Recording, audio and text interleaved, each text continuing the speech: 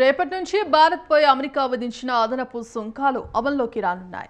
ఈ క్రమంలో అమెరికా భారత్కు నోటీసులు జారీ చేసింది. భారత్ రష్యా నుంచి చమురు కొనుగోలు చేస్తుందన్న కారణంతోనే అమెరికా అధ్యక్షుడైన ట్రంప్ భారత్పై 25% అదనపు సుంకాలు విధించిన విషయం తెలిసిందే. దీంతో భారత్ నుంచి అమెరికాకు ఎగుమతయ్యే వస్తువులకు అదనపు సుంకాలు చెల్లించాల్సి వస్తోంది. ఈ క్రమంలో భారత్ అమెరికాకు పోస్టల్ సేవలను నిలిపివేస్తూ సంచలన నిర్ణయం తీసుకుంది.